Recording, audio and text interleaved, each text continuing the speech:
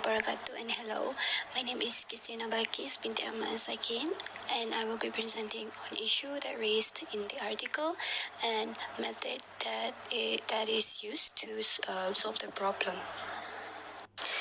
Based on the article of International Journal of Economics and Financial Issues, it stated that Amadeus Research 2012 uncovered that inflation is when the price of most goods and services continues to rise.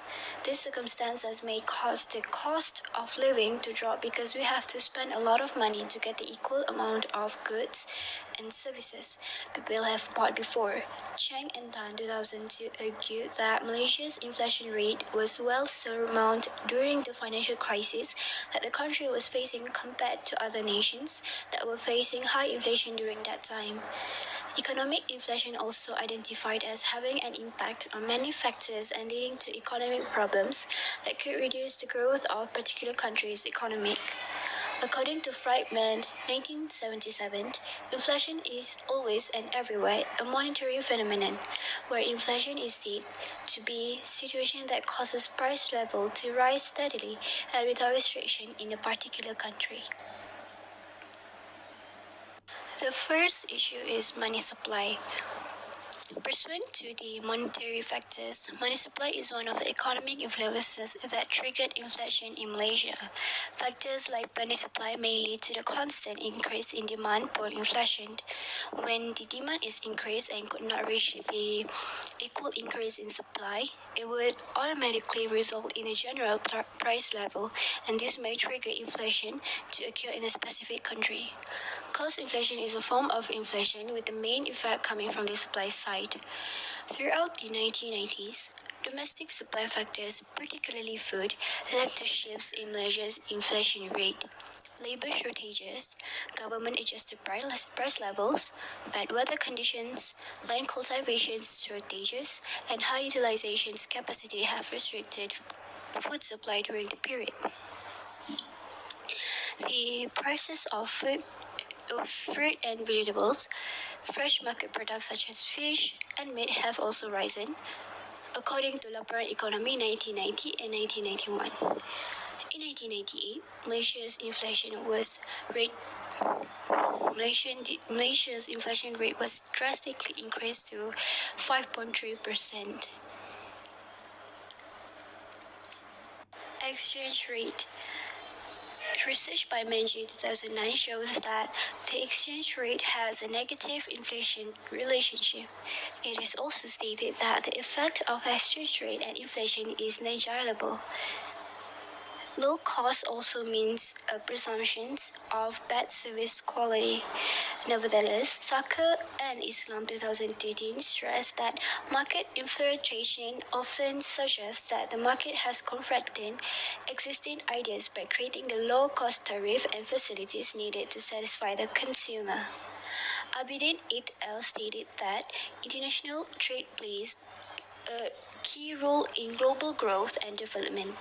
Export promotion strategy is also aligned with the concept of proportional advantage when a country focuses on a commodity that can be generated competitively.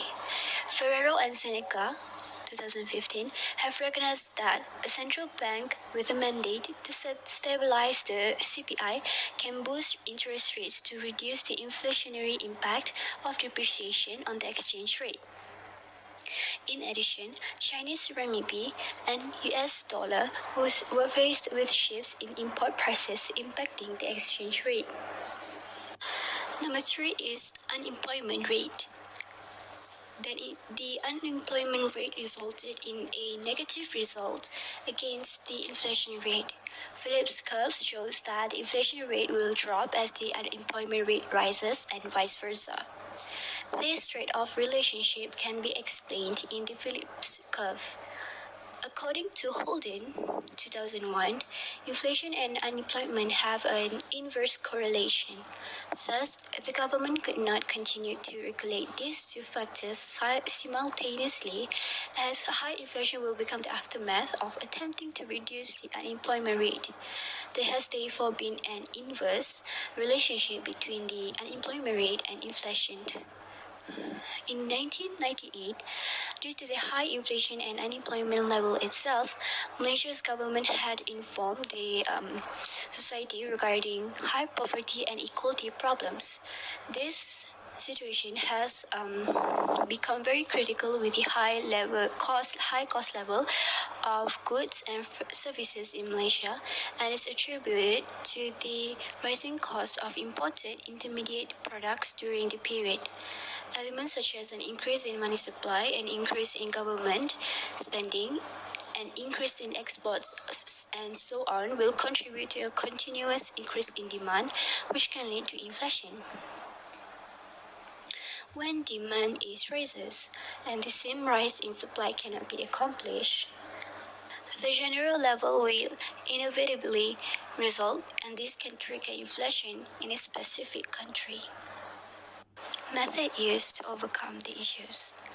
Inflation may create numerous negative effects for the development of the country's economy and of the country itself. High inflation rates raise the cost of living and the quality of living people in a given people. The first method is price control. High inflation rate throughout the late 1990s, causing increase in the rising costs from higher import prices. To resolve this issue, the government imposed a ceiling price on 5 administered commodities such as milk, sugar, cooking oil, flour, and chicken, as reported by Laporan Economy 1997-1998. Malaysia's inflation rate was very low in the early 2000s due to demand and supply pressures in the 1990s. The second method is Johansen method. Analysis by Cheng and Tan 2002 suggested that the rate of inflation has negative relationship with the rate of exchange rate.